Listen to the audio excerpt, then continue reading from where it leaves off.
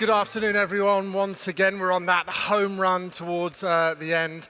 I hope you managed to get some of those delicious desserts in the afternoon we've just had there. I'm certainly on my way up to a sugar high, and I'll crash really shortly. But we're going to now go into our next part of the session, which is where collaborative thinking changes the future. Ladies and gentlemen, please welcome to the stage Reali Banerjee, our future young leader.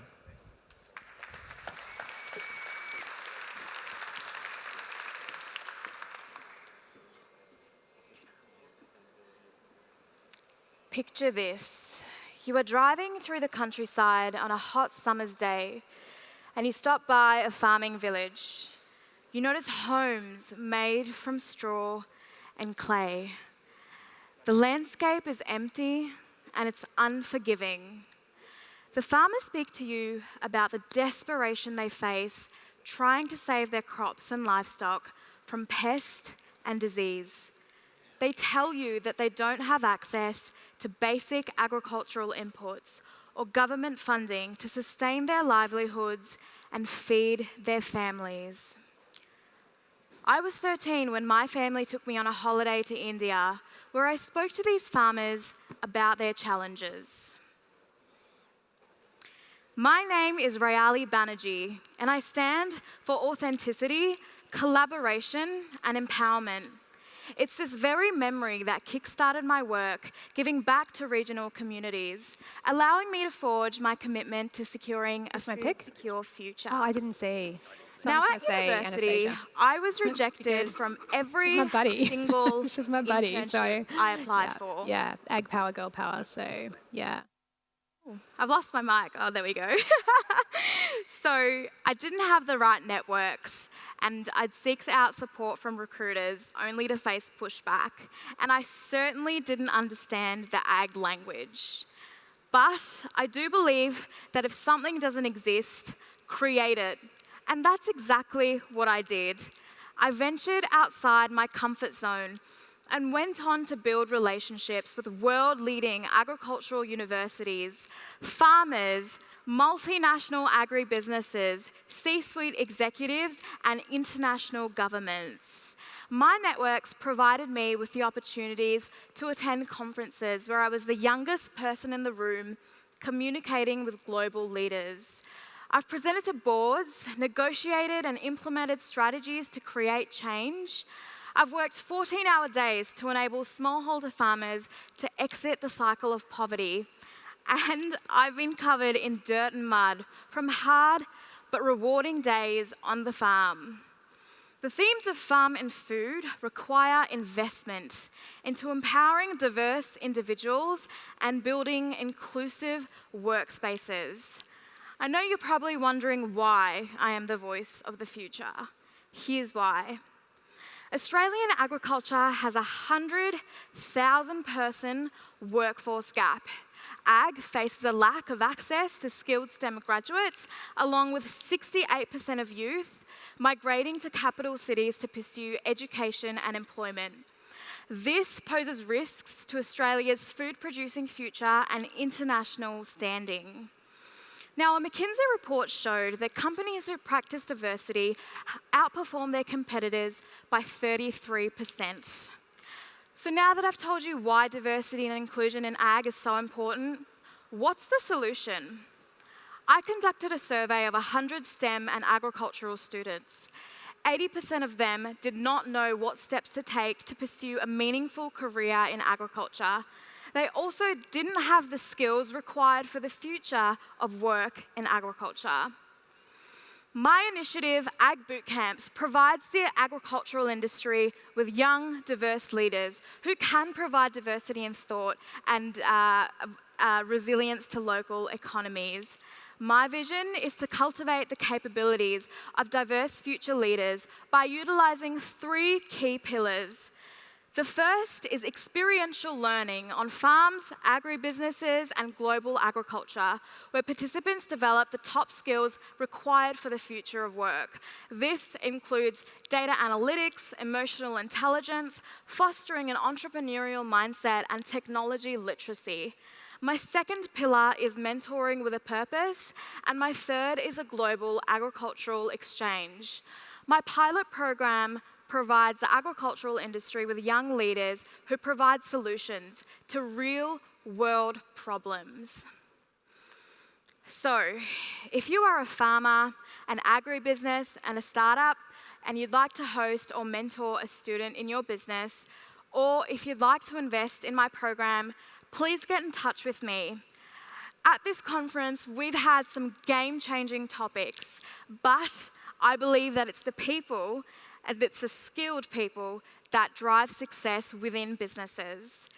Let's collaborate so that together we can empower diverse STEM professionals who are seeking linkages to rural and regional Australia, but are facing barriers. Let's empower them to solve the problems of tomorrow, today. Thank you.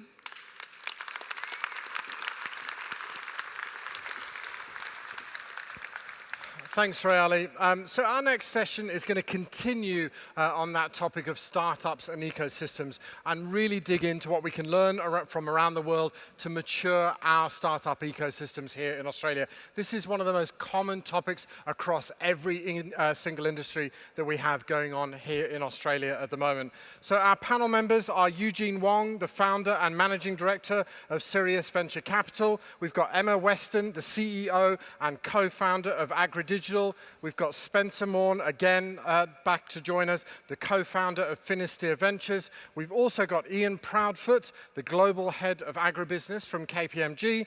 We've got Oded Distel, the founder and director of Israel New Tech. And we've got Meiny, Prins, the CEO of Pryor. Facilitating our session today is Matthew Pryor, the co-founder of Tenacious Venture and partner at Agthentic and chair of the Australian Government Agriculture 4.0 Task Force. Ladies and gentlemen, a huge round of applause for the panel.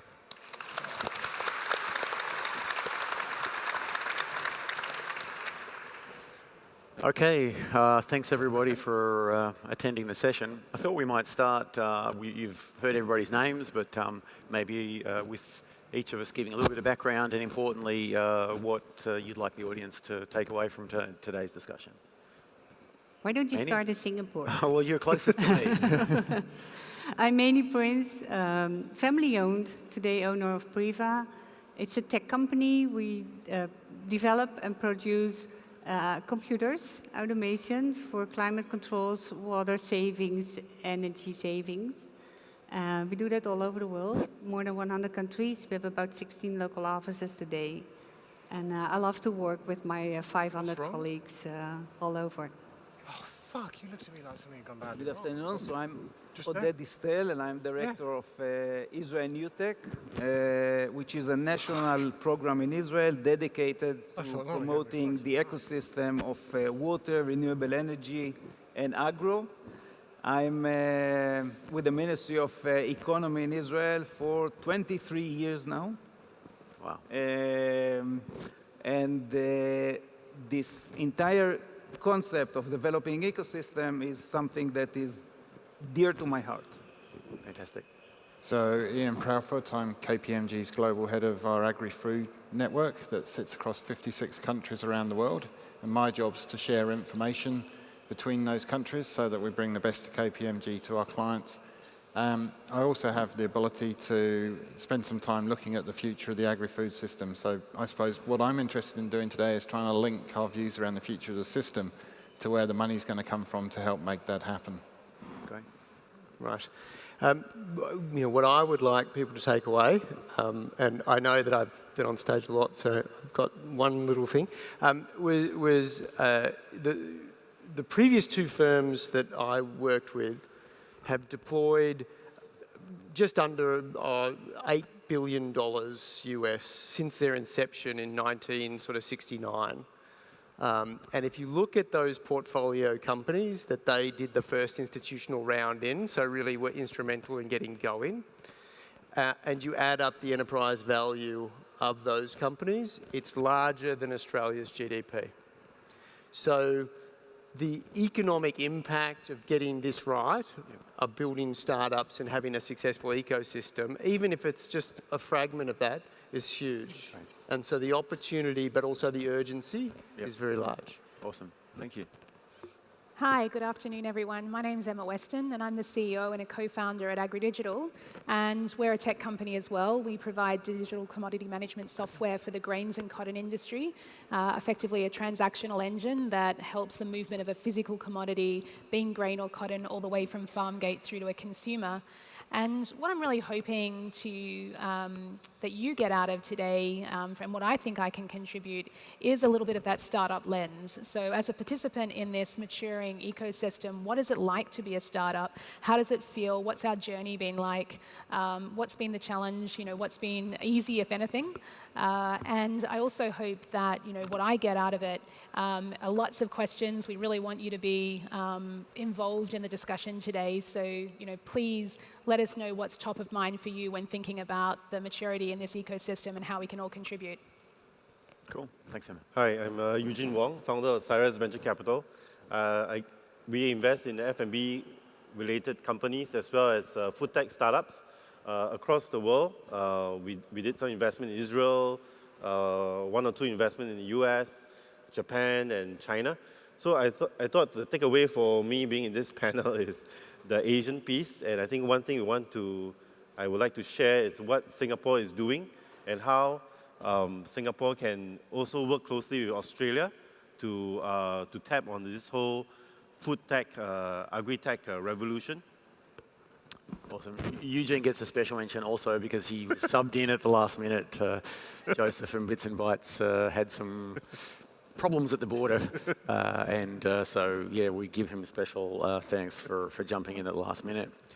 So we're here to talk about maturing of the ecosystem, but that, I guess, is on the presumption that there is an ecosystem there in the first place. So Emma, I'd like to pick up what you said just then about the kind of startup view. I mean, we were reflecting and preparing for this talk that 3 short years ago, there really wasn't much that you would recognise as a modern ecosystem. Can you, we'll wind the tape back a bit. I mean, you've been there really from the start of the creation of a lot of that, just to set the baseline for us as to what's there and how it happened.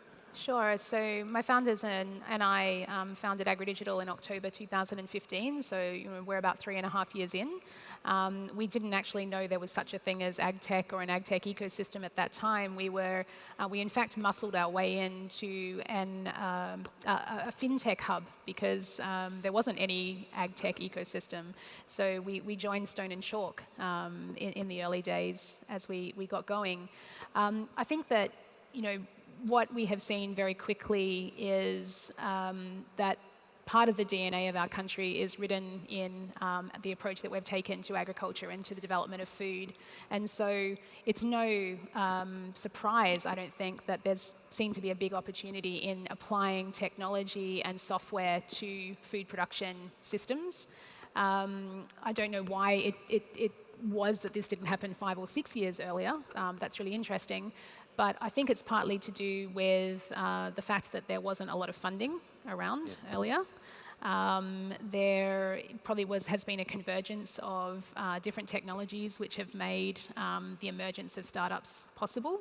And there's been a kind of an opening up of the whole technology ecosystem to start saying, what do the different segments look like and how do they contribute, and what should we be investing in as a country? And one of the things that we have decided nationally to invest in is agriculture, agribusiness, and ag tech. So that's really given a big boost. Over that time, there's now a huge number of accelerators, different hubs, incubators. There's new funders that have come to market, but it is only 3 years, and so we talk about maturing. I'm just not too sure what life stage we're at. I imagine we're still probably a toddler at the moment, so maybe I'll leave that there. I was going to be a bit more generous. I was going to put it at gangly teenager stage. Oh, right. But nonetheless, there's some work to do. So that's super exciting, right? So we've got this emerging system, we've got the accelerators, and we've got connectors and hubs and this sort of thing. And a lot of that has come. There have been interventions required to get that going. I think that was a good point. Part of that intervention, a lot of it's come from industry, but also from government. And Oded, you made some interesting points in the prep. Like, it's interesting to think about what is the proper role for government. I guess the way I thought about that is sometimes there's an intervention that's required, and sometimes that intervention is permanently required because the conditions don't support it. sometimes you just need to kind of give things a kick along. Tell us a bit about your views on the appropriate role of government and things we should expect governments to be able to do and things that we shouldn't expect governments to be responsible for. So first, I think usually government is looked as a source of funding, and this is it. Okay. The small brief. Yes. Give us the money and just disappear. And I think it's a mistake, because government can play a much more important role. Of course, financial aspects is very important, but we can do more than that. And I think there are many sectors where the government can play a major role, because in many sectors the government is defining the market and plays the role as a major consumer of the technologies and the products. It is the regulator. And just imagine that when you have a new technology that comes to the market, and the first time that the regulator meets this technology is in a session where he sits with the legal advisor on the right side and the budget guy on the other side, and this regulator has to take kind of a bold decision to let the technology enter the market. He's going to say no. Yeah. If it is the first time that he ever meet the technology, versus when you build an ecosystem and people interact together and they have the opportunity to interact informally. Great. And he knows the company maybe a year before in a meetup where they had beer together. They chat a little bit. He was not obliged to take any decision, something serious that he has to file a report and to write a protocol. And gradually they build this kind of momentum and trust. And then the chances that he's going to be more able to say yes, those chances are much greater. Yep. And by the way, and this is more or less the same structure with investors, with the mature companies, with startups. So it's about building these connections between the different dots. So it's early and often. Yep. Cool. Yes. Yeah, that's nice. So you're kind of saying there's that stimulus required, and sometimes that's financial stimulus, but then it's also that level of engagement, because we want these to become mature industries that are kind of known, and if they have to be regulated or permissioned or something, that we want that dialogue to have started way back before it gets in the way of commercial adoption. Exactly. Which leads me to one of the other things that we talk a lot about here, which is the adoption phase. So it's, the role of the early ecosystem is really about venture creation, but eventually those ventures have to start, getting engaged with customers.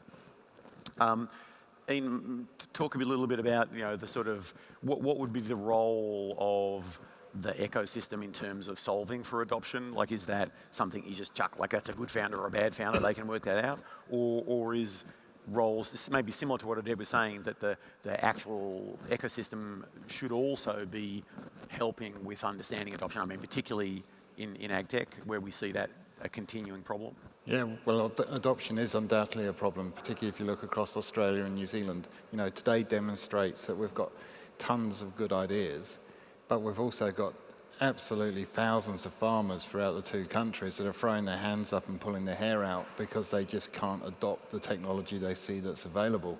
And at the same time, they're now facing drought, or in New Zealand's case, significant pressure coming from the community about over-intensification of the land.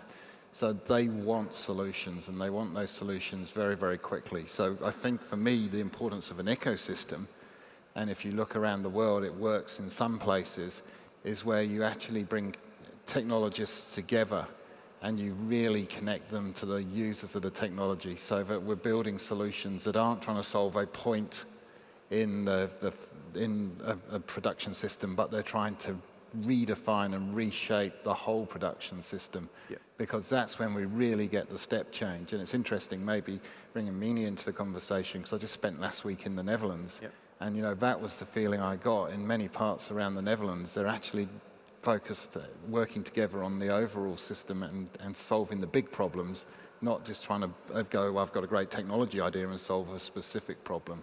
Yeah, that's a great thought. You mentioned before the kind of urban deltas and these really conceptual kind of stacks, if you like, that we might be putting companies into that environment. Yeah. Well, if you look at the Netherlands as an example, it has been so effective and efficient and low-cost producing, and at the end, they didn't really focus on how to add value to the thing that you're really selling and how do you connect to the consumer that it's eating your product, and it has been good. And I must be honest that also in the Netherlands when it started, it was in the 60s, was because of the prohibited of metal bromide that caused the innovations. Huh? So you had to get out of the soil, then you get in the gutters, then you start to recycle, and so from there, it all has been started. So it was just the government that gave the push. And you need an incentive as a entrepreneur needs an incentive to make a next step. Got it. And what I see now happening, and it doesn't matter if you go to Sao Paulo, or if you are in Querétaro in Mexico, or if you are in Shanghai, and I know beautiful examples in Beijing, and that is very interesting for me about creating new ecosystems, but then focused on the future instead of focused on reducing your cost. And focus on the future means that it needs to be sustainable, it needs to be circular, it needs to be connected to the ones who are eating your food. And I think there is a very nice opportunity if we think about urbanized areas and how to integrate that green belt that normally was around the cities and we were pushing away where it's not nice to live. Huh? So if you go to Sao Paulo, there are small farmers, the largest Japanese colony of the world is living there. People are 60, 65 years old, and there are no successors, so there's no one that follows up their fathers, because there's no normal life. If we can integrate from the moment that we start thinking about it, you bring food production closer to the people, you can reuse the water from the city for food production, you can balance your energy sources from people living with your greenhouse, what's already existing. You can think about new business models. So I'm not only tomato producer, but I also deliver you the electricity. Or I'm not only the one who's producing the computers, but I use the wastewater from the city. That is the first start of the circular economy. So my belief is more and more that when you implement this, so when you bring it close to where people live, it is the most easy, most tangible way of starting to create the circular economy that we so badly need, instead of with the food production that we do it today, destroying completely our world. And I think that is the nicest ecosystem. Also meaning that the ones who are starting this today are mostly real estate investors, or it's investing from the big money from the fossil fuel industry that moves to the food production, and they have no clue, they cannot grow, so they need the ones who are growing in their investments. And that is nice, because now suddenly you also see, like in Beijing, in the middle of Beijing, and I'm talking about large areas, not small, but like 600 hectares, where a real estate investor starts a school, a small ecosystem, where people can train, learn in his greenhouse how to produce, combined with education, combined with small enterprises that are adding new knowledge to it, combined with, and then it grows from there. And you have some nice examples in the world now. Great. So that's interesting, like a thematic that you might tie together. Spencer, I know that the US Study Centre report, I think one of the recommendations there was to consider accelerator design that might have a kind of thematic element to it, or like a reconsidering what do you see as the opportunities there? Like, are there other models internationally that work? I think, Radical might have had a, kind of horticultural automation theme. Are there things like that we can consider? Yeah, and I think it ties in a lot of what's being discussed. Also, leveraging even going back to the government discussion. Understanding what the national interest and national security is. Because that tends to be oddly enough, a lot of innovation and success across startups is led by departments of defence. And it's not necessarily in terms of pure like sort of military, but it's more in terms of just safeguarding the future for the country. And so you see a good correlation with a lot of different countries about their true national interests around how defence spending is set up and internal infrastructure around that. And why I bring that up is just saying, you know, that having a very clear understanding of what the specific, whether they're geopolitical or just geographical, sort of hot issues are. Water's obviously a big one in Australia. Yes. You know, and taking those sorts of things all the way through to your research infrastructure, and maybe, you know, then the adjacent sort of large corporates that actually have true state-of-the-art market intelligence, because they're big enough and they're global. Putting that all together, I think, around, okay, well, here's a problem that would really help across all of those different stakeholders in our own economy, but they're completely scalable to the rest of the world, gives you, I think, a much better sort of systems approach to putting into action an initiative around, you know, one thematic, right? Yep. Yeah, I guess sometimes there's also a concern of if it's just process-based, like you have a lot of duplication, the same sort of program being delivered. But that's an interesting idea that what we might consider to be kind of national centres of excellence or capabilities that we have.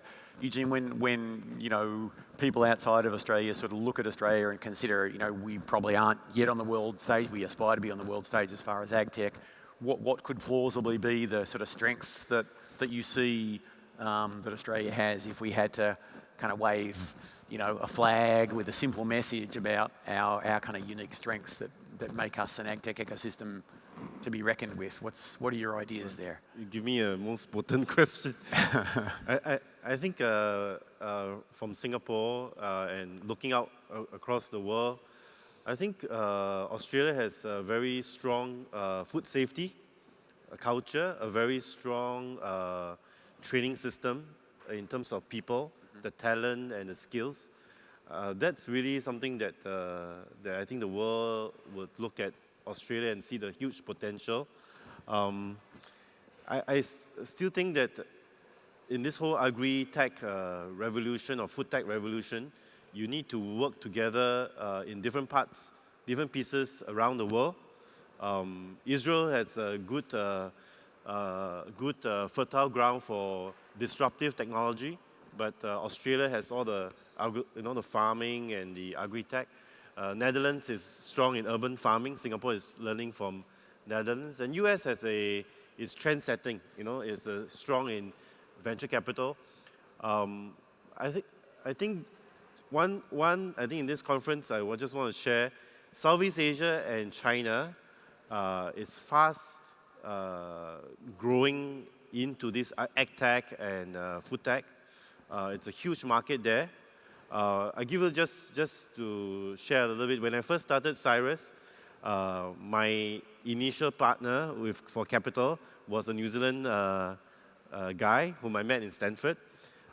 We teamed up together and we invested in Southeast Asia, and we went to China. This combination of me, a shorter Asian guy, and a very tall New Zealand man actually was a pretty good combination. We invested in one of the fast-growing fast casual restaurant chain in China. So I think the combination of Australia, Singapore, Israel, US, I think that's something to harness. Those are the strengths, I think. Yeah, great. So, please do. Oh, okay. Thank you. No, I'm not sitting high on this stool so I can control the conversation. I'm literally the one that didn't fit. No, I want to add something to that because I love coming to Australia. It's a pity that's so far away. But, and I love seeing Sydney, and I know it's 8 million people, and Melbourne wants to become even bigger than Sydney. And I was wondering last week especially, and it was for me the first time also kind of an eye-opener, so I would love to share that with you. I do not know if the Dutch people like it that I share with you, but it's just an idea. I don't think they're listening. No, okay, good. From the Netherlands, since a couple of years, so if you have a very small country, this is wonderful. If you have a small country, then normally when entrepreneurs go international is when they have their market done, set. That's natural. So I'm market leader in the Netherlands, and I'm in my niche market, and I need to go overboard.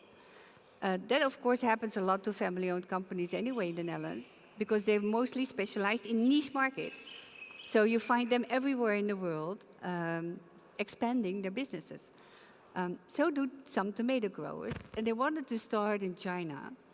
And they tried year after year, setting up their own greenhouses, trying to get the knowledge, help the growers to develop, help the growers to train. So quite serious investments for many years. And they did not succeed. And now I come to your point, because the brand was then produced in China, and Chinese people did not trust the production, the food safety question from China. So it was very hard to build up their brand. While Australia, you're close by, it's like in almost the same time zone, so that's easier, and there are good connections. But from Australia, you're known as like the second or the third best brand that you can imagine for safe food. And I think I'm not the one that thinks from out of sustainability that we will not in the future fly over all the food all over the world. And having a big green belt in Perth is not really helpful. So that is monoculture. You cannot continue doing that. But as soon as you have higher value crops and you can look at your marketplace and from a natural way you can expand, I think indeed that's a very good opportunity from out of a brand, but then stay close to your consumer. Huh? So don't give up our differentiation chasing growth. Yes. Yeah, great. Going to kind of touch back on the point of design, ecosystem design, and one of the other underpinnings is how accelerators are funded. And I think it's something that varies a lot internationally, which is the economic model that sits underneath accelerators. Maybe, Oded, if you could jump in there, or at least, we see a lot of things internationally and then we sort of import them and sometimes they don't quite work as well, and other elements of scale that just mean, our expectations for the sort of funding models that will allow accelerators to continue to be there. So I think it's important to say up front, there's no formula that can be applied everywhere and it would work. To take something that was tried in Israel, implement it in Australia, then go to Singapore, to Holland, and it would work and everything is perfect. It's not the case, and it shouldn't be the case, and every place has its own cultural differences, geographical differences, and on and on and on. But the philosophy of things can be implemented, and then the different tools should be adjusted according to the specific characteristic of each place. And another point that I think is important to say, that there's no silver bullet that is going to fix things. It's a lot of hard work, and it's kind of moving parts and systems constantly.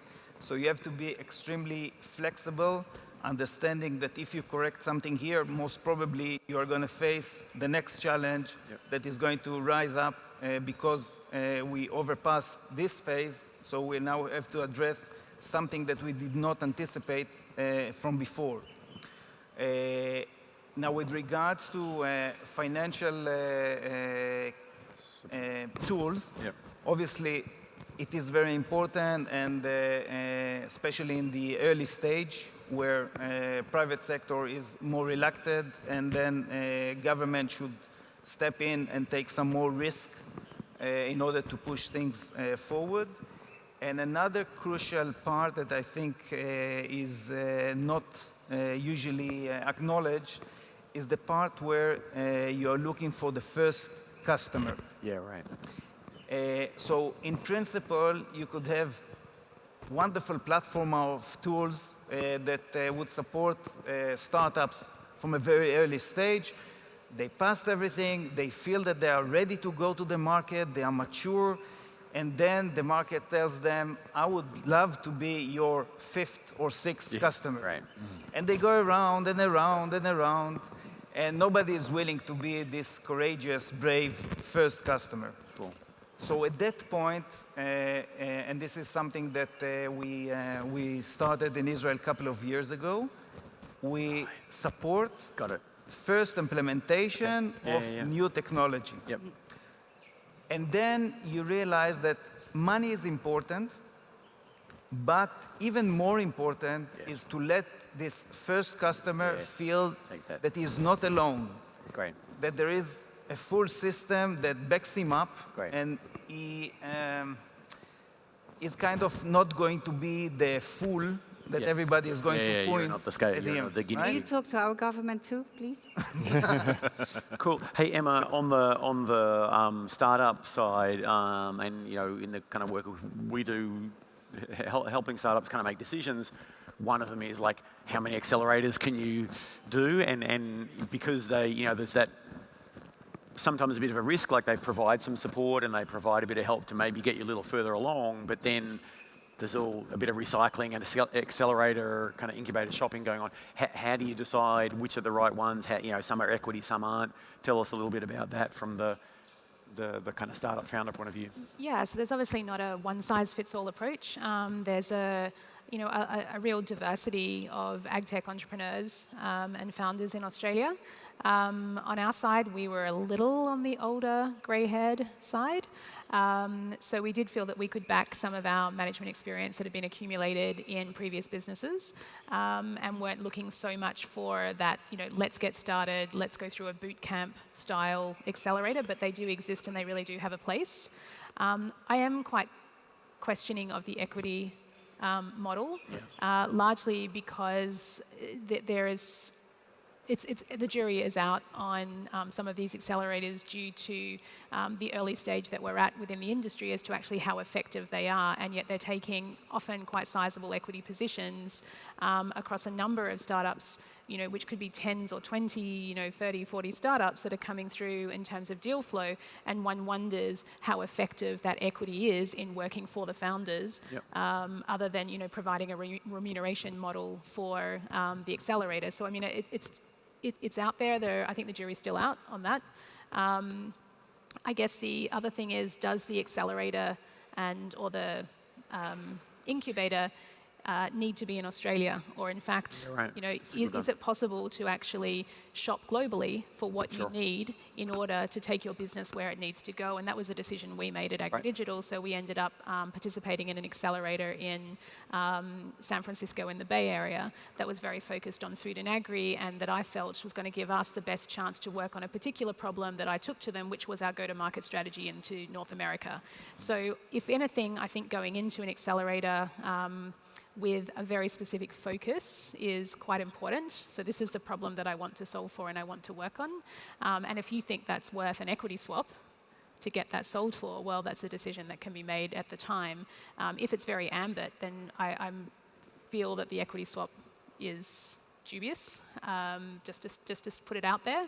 I'll also put out there actually that I have recommended in the past that in terms of first customer adoption, just to build on Oded's point earlier, that the government in Australia look at supporting that through additional tax concession to drive adoption. So absolutely, it's always a race to be second on the customer base, or fifth or sixth, as you said. However, if there was positive encouragement to taking on new technology, I think that could change a little bit. So I would like to see more activity in that space. Not too sure. Is that the question time that we've got left? Yeah, I was actually going to do a time check. I don't know who we can... I think we started late, and do we have time for questions or not? Should we just keep going? I'm not too sure who can answer that question for me. Okay, going to finish in 5. Yep, all right. So... I might leave it there, so we've got a couple of other things that we can explore on the panel.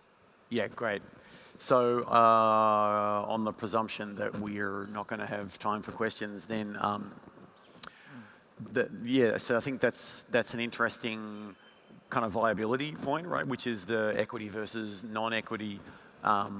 Maybe Spencer, jump in there. Like when you're downstream of that, how much of a factor does that become in terms of a startup that has got a bit of a complicated cap table as a result of maybe having gone through a couple of accelerators and negotiating a shareholder agreement, probably brings more people in than you might prefer. Yeah, I mean, so typically most accelerators in the States now conform more to Y Combinator and so on. They're not particularly large equity stakes. You know, one of the evolutions I would say, including, you know, some of the work we've done in incubation is, you know, the larger check sizes for ag tech and food tech rather than just trying to do a $50,000 sort of check or something, you know, maybe up to an order of magnitude larger. But yeah, talking about cap tables, to get back to your actual question, they are often pretty confounding in Australia.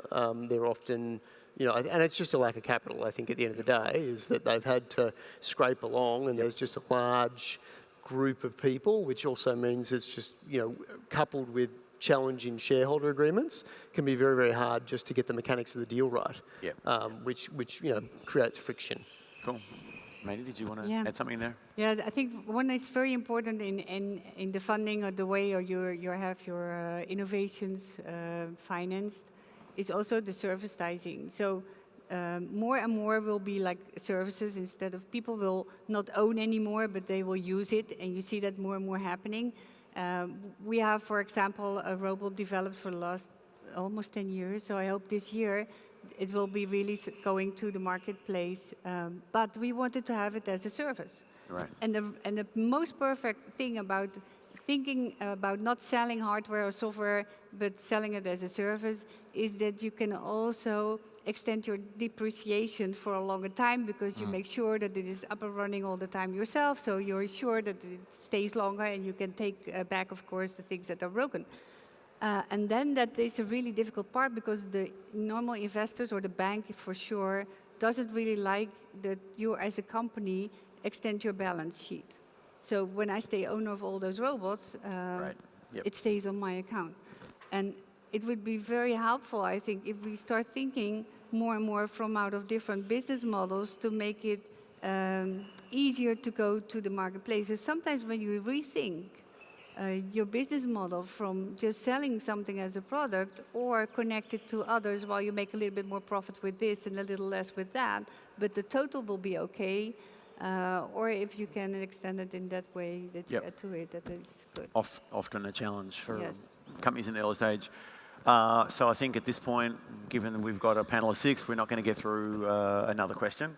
And we're right up in time, so we can even finish early. If you would put your hands together and thank the panel for the discussion. Well done, guys. Ladies and gentlemen, it's been a fascinating panel, and also really interesting to hear what is going on in the startup ecosystem and what we can learn from aboard. One more huge round of applause for the panel. Thank you very much.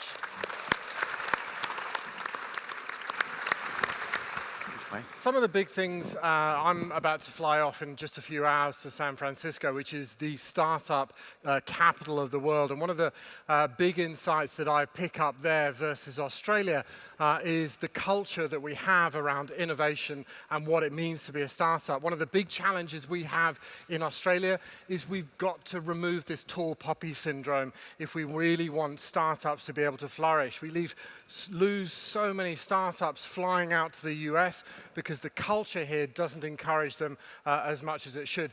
In San Francisco, I assure you, it is a badge of honor to fail. One of the first questions, if you're a startup business and you go into a cafe out there, is they ask you, how many times have you failed? And they assure you the next time that you come up with an idea, that'll be the time that you win. Here in Australia, we have a slightly different approach when it comes to failure. We don't encourage people to start again, and that's something we've got to change for our future. The next session is going to be very exciting. I've had a chat with this guy, Michael Dean, earlier.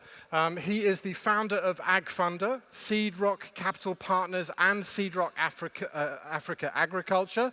He's a recognized authority in agri-food tech, innovation, and investment. He's a seasoned investor and agriculture operator, and he's going to come and give us some sneak peek insights into a report that is about to be delivered in just a couple of weeks' time, the world exclusive 2018 Year-in Review Agri-Food Investment Report, brought to us by the Council of RDCs. Ladies and gentlemen, please give a huge welcome to Michael Dean.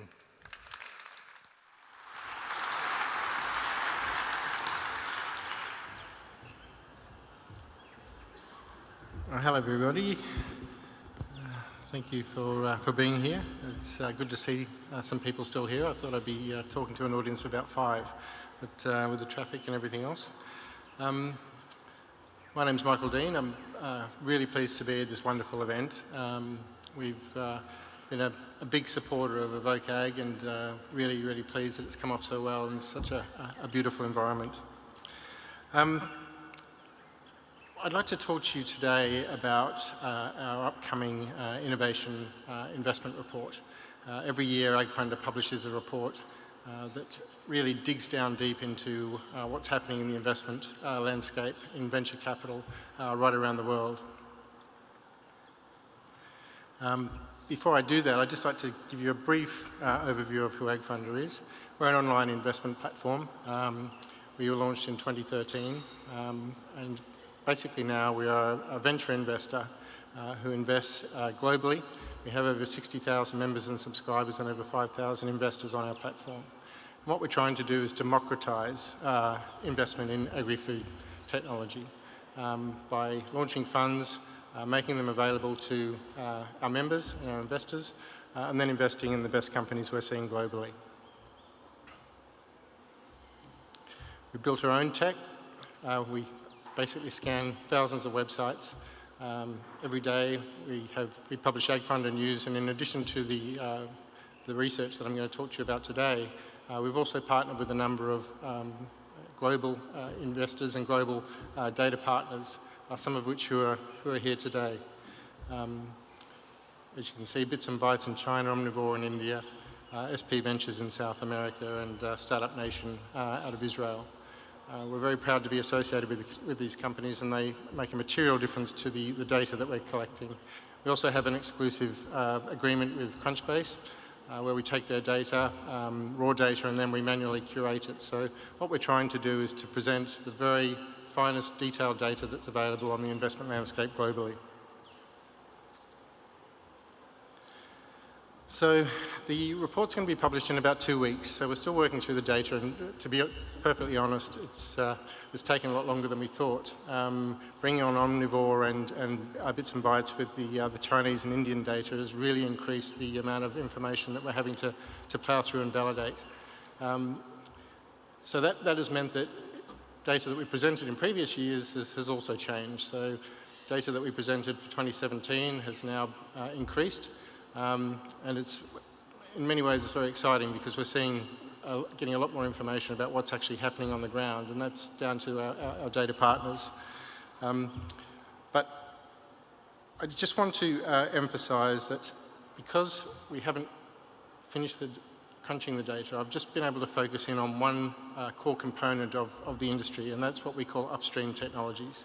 You can see the classifications there, and in a nutshell, they essentially mean anything that is pre-consumer, with the exception of innovative food, which is cellular agriculture and alternative proteins.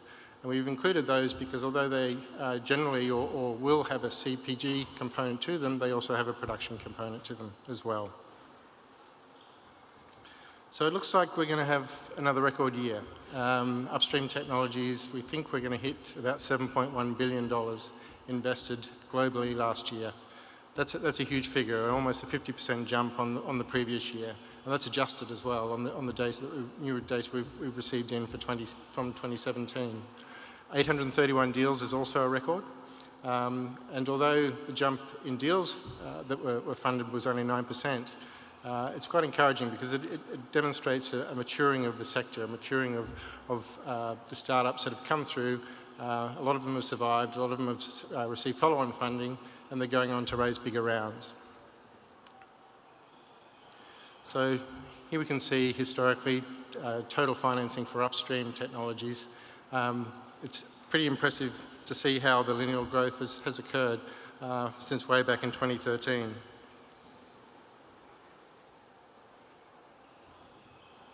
So this is my favourite slide because it shows historically the changes that have occurred over a period of time since 2012 by category. So you can see robotics, mechanisation at the top. That's recovering well after a bit of a lean period. If you look back at 2015, at the very top there, you'll see there was a bit of a hump. Robotics and mechanisation was a real darling of the market back in 2015. We saw money pulled out of other categories such as ag biotech, when companies like JDI, the Chinese drone company, raised around, I think it was around $400 million that year. They've come back again this year and raised 105 million, but we've seen money flowing back into the sector since that period in 2015, so that's encouraging. We think global trends around cost of labour is forcing more and more companies to look at, more and more investors to look at the potential options around robotics and mechanisation. Next, novel farming systems was probably the only disappointing performer this year, or sorry, last year, 2018. You can see there was a big hump in 2017, and that's pretty much accounted for by the SoftBank investment in Plenty, $200 million. It was really the first time where a global generalist fund had taken a big bet on an early stage Silicon Valley agri-food tech company. You know, to have a SoftBank to invest $200 million in a company that was pre-revenue, really just proving a proof of concept stage was really exciting for our industry and very, very welcome. We were hoping that would stimulate a lot more growth and a lot more investment flowing into the sector, but that hasn't happened, and we suspect that's because most investors are going to sit back and watch and see what happens with Plenty. You know, we want to see if SoftBank make any money out of that transaction, but there has been some volume, but we've seen overall a 27% drop in novel farming systems. Midstream Tech has really become the new darling of the venture investor crowd for agri-food tech. It's been growing since, you can see, right back since 2014. It hasn't had any material down periods, and because it covers the entire supply chain through the food system, where you're talking about traceability, talking about processing, there's so many problems and inefficiencies to fix. So we expect to continue seeing this sector as being one of the major growth sectors moving forward. Innovative food continued to grow in small increments, but there's still a lot of problems with this sector. The alternative proteins, not so much, because we've seen the likes of Impossible Burger into the market and doing well. But the cellular ag still has some challenges around scalability and around cost of production. We don't see that changing anytime soon. It's going to be very, very difficult to get the growth medium to a price that is going to be competitive with normal beef or other proteins. So we expect to see continued growth in the sector, but limited as we move forward. Our farm management, software and sensing had a really bad year in 2016, 2017. A lot of the heat came out of the market. There was a lot of companies that didn't perform as well as people had hoped. But a couple of the core early stage companies that had done well and had gained traction, delivered on their technology, have continued to go on and raise further rounds. So although we saw less volume than previously, we're actually seeing a larger number of startups who are coming into that sector. So 171 companies were invested last year, which was right up there, really. Bioenergy and biomaterials continues to be popular. We saw that there was a bit of a pullback in the face of low oil prices and low mineral prices, but that has improved, and so we're seeing a good recovery. Ag biotech continues to perform very, very well since 2015, and ag biotech was one of the categories that really suffered as a result of the drive of capital into the drone sector. Okay, so funding in each category. So this is how the 7.1 billion was broken down. As you can see, ag biotech easily led from 2018, 1.6 billion. That was a 68% increase on the year before, which is incredibly impressive. Big checks though, established companies like Indigo, Pivot Bio, they were the guys that were receiving money, and again, more mature companies going out for later rounds, and They'd already proven themselves, proven their technology, and they just needed the capital to scale. A Midstream Investment jumped 27% last year, as I mentioned. The biggest raise there was Zymogen, the B2B molecule micro production house. They raised something around about $400 million, I believe, last year. Novel Farming Systems, as I said, $460 million, down 27%. A little bit disappointing, but perhaps not surprising following the Plenty investment in 2017. So here's the half-year totals. You can see we've had pretty good linear growth. It's been impressive. An interesting component of this is the trend of larger number of deals in the first half of the year, which tends to suggest that most investors who are investing in early stage deals are looking to invest early on. So if you're a startup and you're looking for capital, bear that in mind.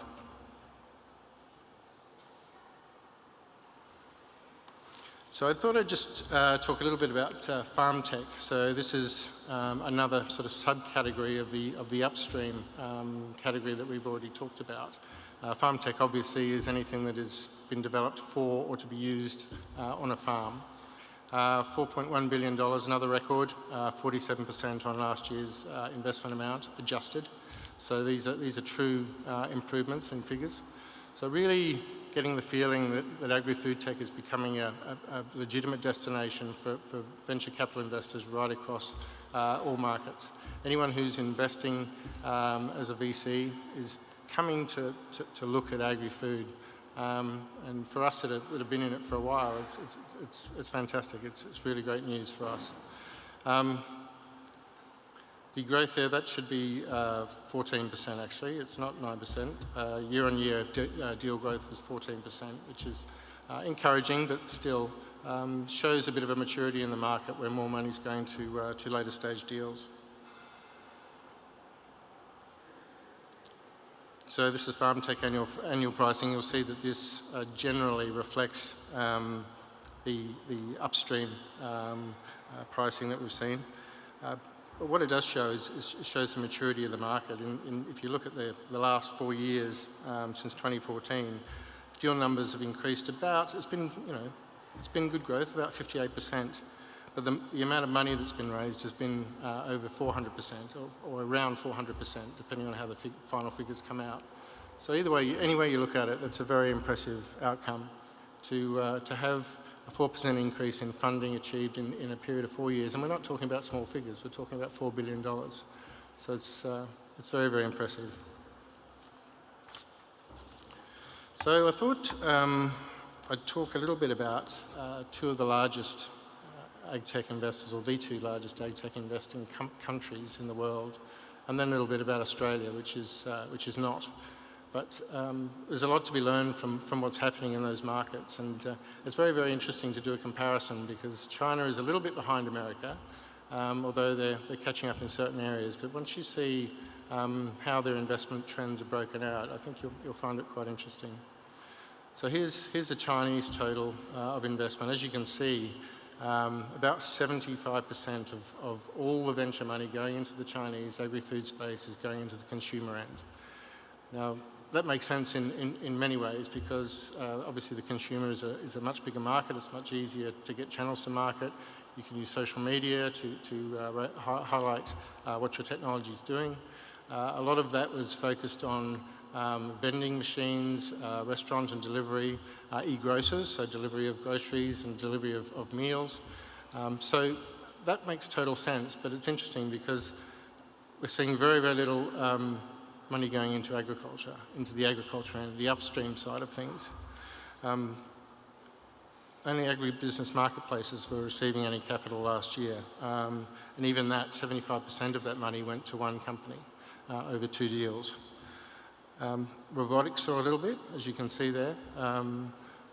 Still small, 3%, but again, most of that money went into DJI, the drone company. So we've seen 2 major companies, 2 big marketplaces and hardware producers that are receiving most of the venture capital and very little going anywhere else. So we expect to see a lot more money coming into the upstream market as production and processing and supply chain inefficiencies start to kick in for China.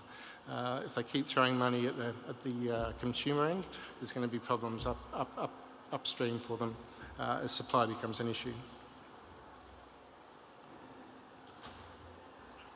So here's the USA. So you can see they're still pretty dominant on the consumer side, which for the reasons I explained is not really surprising. But what you do see is a lot more of a broader approach from VCs in the US. There's more, obviously, there's more VCs in the US to be doing this, and we have specialist ag tech VCs in the US. But it's good to see a more balanced distribution. So it's going to be interesting to see how things pan out with China. The US 3-4 years ago looked much more like the Chinese marketplace did, with much more money going into the downstream stuff. But there was always that core of specialist agri-food tech investors who were bringing money into these new sectors. And here we can see the investment. If you look at robotics, as I mentioned, are very low. Novel farming systems, indoor agriculture, aquaculture. There's very little money going into those sectors, very little innovation coming through. Innovative food.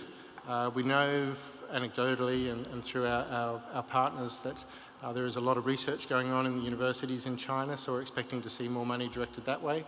But they still don't have that accelerator or early stage investment infrastructure that they have in the US, which is so important in bridging that gap from research into commercialisation. Bioenergy and biomaterials, obviously a net importer of their energy, so these are things that we think are going to be areas of interest locally over time. Agribusiness marketplaces, again, as I said, that was mainly one company. It took in $600 million of that.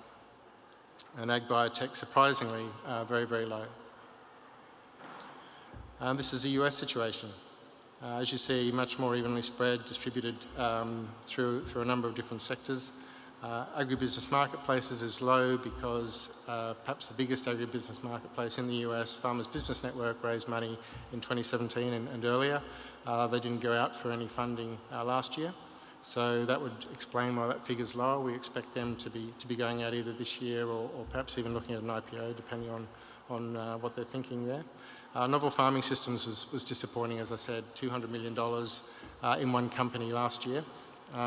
Total of $209 million last year across the entire sector. So it's a little bit problematic. We're hoping to see more of this type of investment. We're seeing countries like Singapore really driving to invest in more controlled environment ag and indoor ag, but it's not happening in the US. Bowery Farming picked up 100 million of that, the East Coast indoor ag company. They're doing very, very well. Obviously, Plenty is supplying product already, although not at huge scale. But we expect to see more investment in both of those as we move forward. In Australia, the story looks pretty good for Australia. As you can see, we've had really good growth. A lot of that is driven by the accelerators who have launched. Spark Labs Cultivate, SproutX, of course. There's a number of other startups startup accelerators that are investing for equity. There's others like Cicada Grow Lab, which aren't so much on the equity side, but apart from through their partnership programs. But it's encouraging to see 40 companies jumping up from 30 from last year, and the rise in capital. We saw companies like Agri Digital go out for money. So we've got the yield. We've got companies like, as I said, the yield, Agri Digital, a whole range of different companies that are able to take their technology into new markets. Fluorosat, for example. So it's encouraging. We've still got a lot more to do. I think we need to have more capital flowing into the sector. The Grains RDC announcement yesterday was fantastic. To have $50 million set aside to invest in seed to Series A technologies, I think is a fantastic development, but we really need to have more. I'd love to see more superannuation money being pushed down into agri-food tech development, commercialisation, and follow-on investment. Still a lot of work to do, but before we pat ourselves on the back, we need to remember that our cousins across the ditch raised $29 million last year for their agri-food tech industry. So there's lots to be done in Australia. It's a positive story. We're breaking records everywhere, and record amounts are being invested in Australia and across the world, but we need to keep it going. Thank you very much.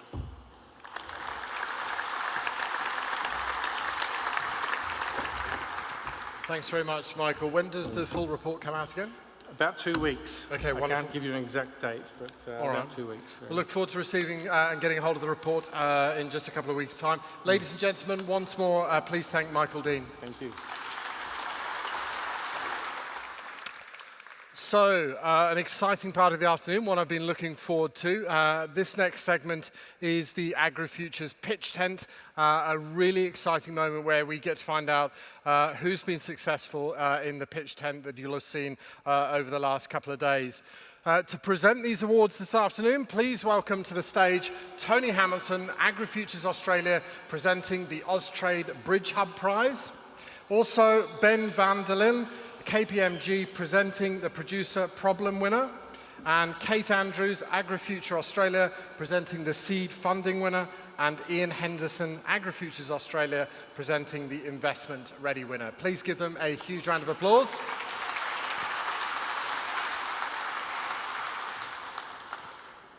And Tony, I'm going to give you yours first to present.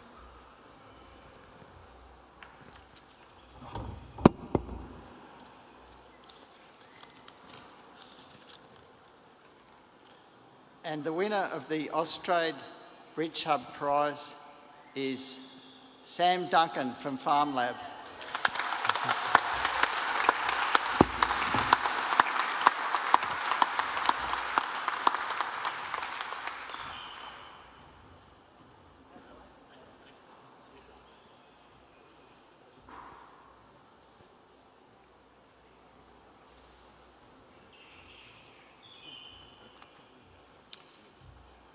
And Ben, this one for you.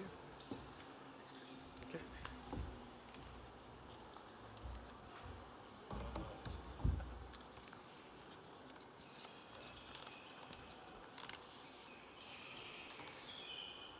And the winner of the Agrifutures evokeAG pitch tent producer problem stream is Danny Lefevre from Australian Bee Services.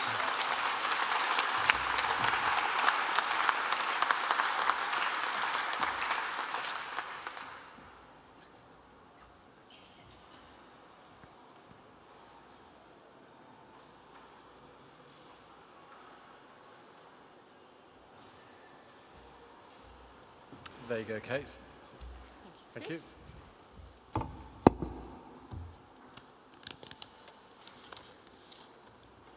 And the winner of the Agrifutures evokeAG pitch tent seed funding stream is Scott Glover from AgriAce.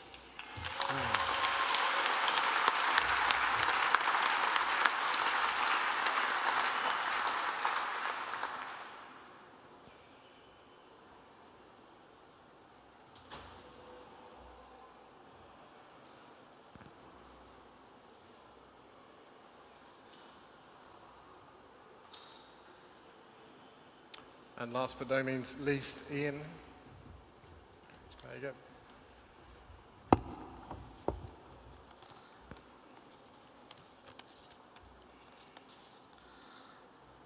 And the winner of the Agrifutures evokeAG pitch tent investment stream winner is Matthew Jones from Cerritus Bio.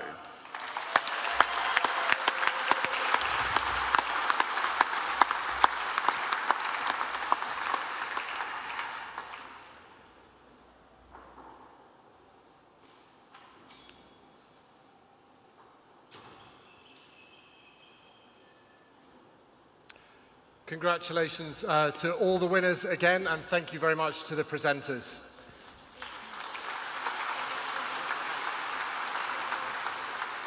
So I'd also now, though, like to ask Dr. Matthew Jones to come and share his winning investment pitch with the audience.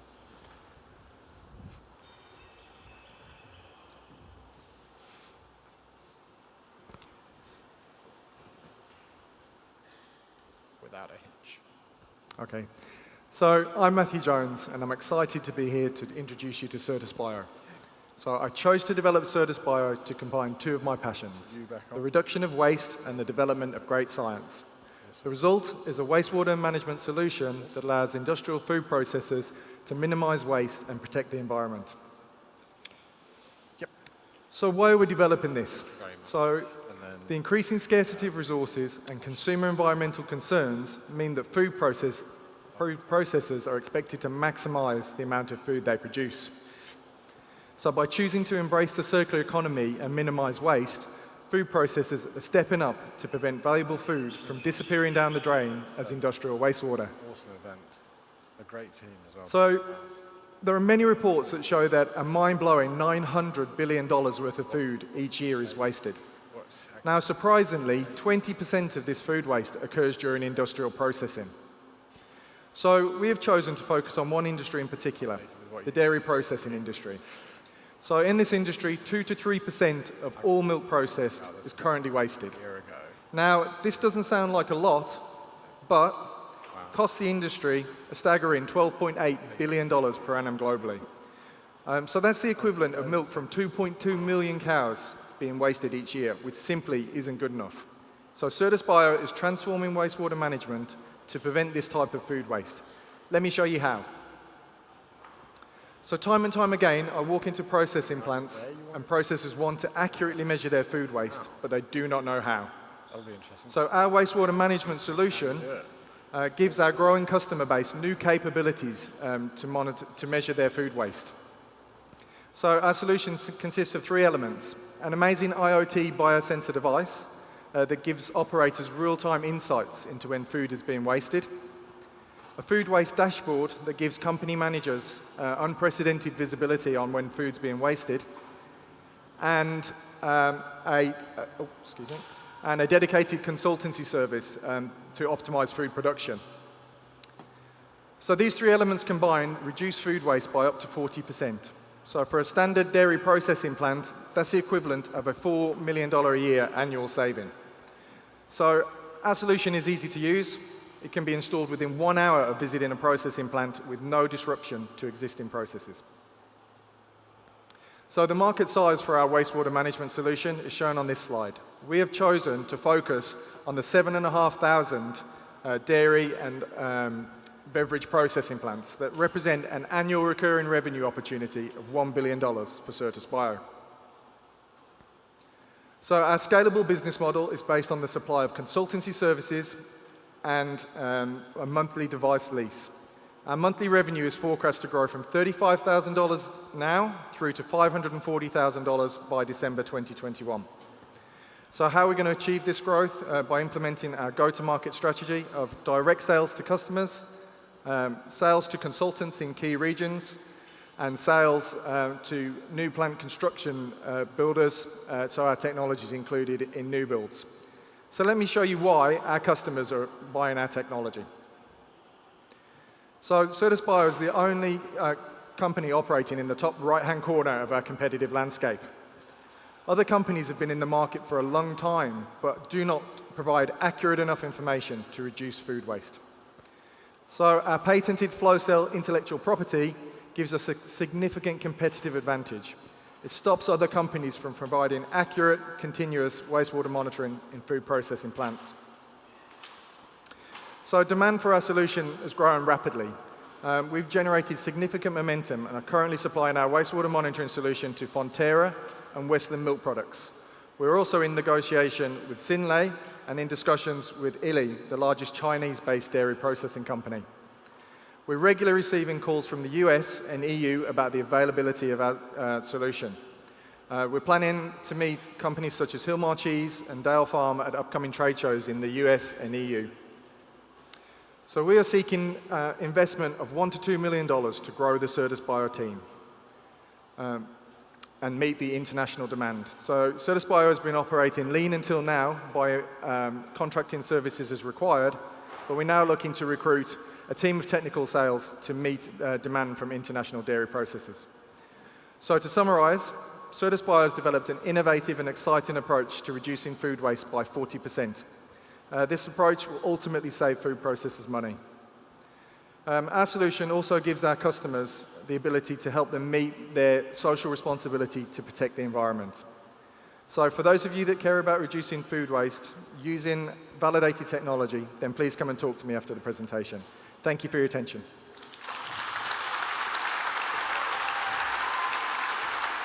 Congratulations again, and thank you very much. Thank you very much. Congrats. So we're on the home run now. We're on that final bit. I'd like to now invite John Harvey, the Managing Director for Agrifutures Australia, to officially close our conference here for evokeAG, our inaugural event here at the Royal Exhibition Building. Please welcome John. Thank you, Chris, and wow, what a couple of days. It's been action-packed, and I trust and I hope that it's also been very thought-provoking for you. Over 18 months ago, Agrifutures Australia made the decision to embark on this journey to bring to life a concept that places innovation at the heart of the agricultural sector. Our objective was to highlight the great things that are happening in this part of the world, to inspire by hearing from provocative, world-class thought leaders, connect people across the globe and create deal flow. Close to 1,200 delegates, including farmers, entrepreneurs, innovators from 20 different countries, have filled this iconic building over the last 2 days. For an inaugural event to sell out was almost unthinkable, and to see delegates from all over the world has just been mind-blowing. We couldn't fit anything more into the program, and the Design Your Own experience enabled you to create your own journey and select the parts of the program that were of interest to you. So some of the highlights from the last 2 days were our future young leaders. 10 future leaders presented themselves and their vision for the future of ag. It is so important that we see the passion and the drive that these young people have for agriculture. And it's very reassuring to see that the future of agriculture is in such safe hands. The exhibitions across the space have been amazing. To see all of the sponsors and the exhibitors showcasing their products, their businesses, their partnerships has just been wonderful to see. And the depth and the breadth of the speakers from all over the world was just phenomenal. Over the last 2 days, you have seen the world's brightest minds, innovators and industry leaders take to the stage to share their stories from automation, traceability from field to plate, consumer-driven change through storytelling and provenance, robotics and biological discovery platforms. Pitch Tent and Startup Alley were designed to throw a light on the up-and-coming startups to watch out for, and it certainly has done that. And the Festival of Food activities with Melbourne's iconic food trucks. I hope you also enjoyed the Agriculture 4.0 discussion with Jenny Brockie this morning. evokeAG is about connections, and it's great to see the launch of the GRDC and Artesian Venture Cap Partnership, a $50 million grain innovation fund announced yesterday. So these were some of the highlights across what has been an inspiring spectacle of innovation. And at the centre of this has been the most tremendous demonstration of collaboration and teamwork. And on that note, there are a few organisations, groups and individuals I would like to personally thank for their hard work and support. Thank you to the Prime Minister of Australia, the Minister for Agriculture and Water Resources, and the Victorian Minister for Agriculture for their support of evokeAG. The evokeAG Steering Committee. This group came together in November 2017 when evokeAG was nothing but an idea. Thank you for your support and your ideas and your contributions. The Pitch Tent Steering Committee, to have all of the incubators and accelerators working together to shine a light on the startups was just wonderful. To Agrifutures Australia Chair, Mrs. Kay Hull, thank you for your support, for your dedication, for your drive, for your passion.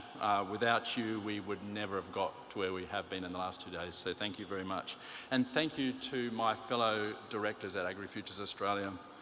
Your vision and your support for and your trust for us to deliver is absolutely wonderful. Thank you. And to Belle and Deb and Jen and all of the Agrifutures team, thank you. Without your support,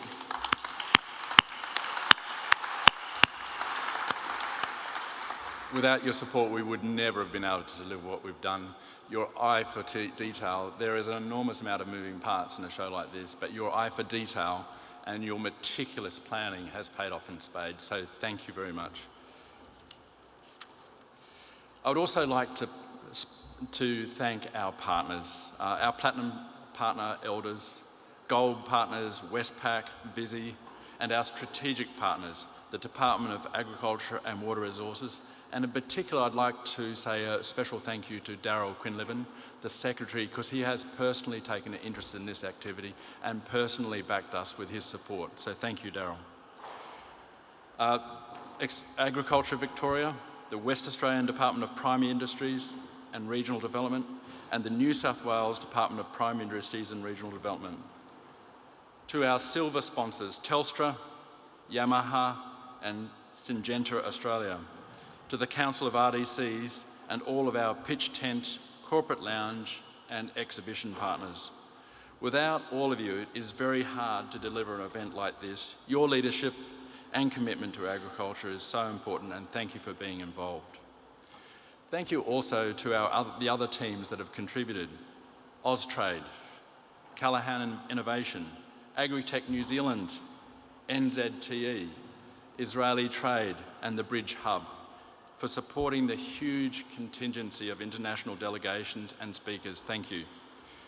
And thank you to the entire team at EMG Events and crew, particularly Peter and Amy and Casella and Jessica, for your relentless hard work, dedication and commitment. We set out to create an experience so that you would leave with a sense of excitement and appreciation of how collaborative thinking can change the future. Finally, I'm pleased to announce that Agrifutures Australia will host evokeAG 2020 here in this building on the 18th and 19th of February next year. So please spread the word. Wishing you all a very safe journey home and look forward to seeing you here next year. Thank you.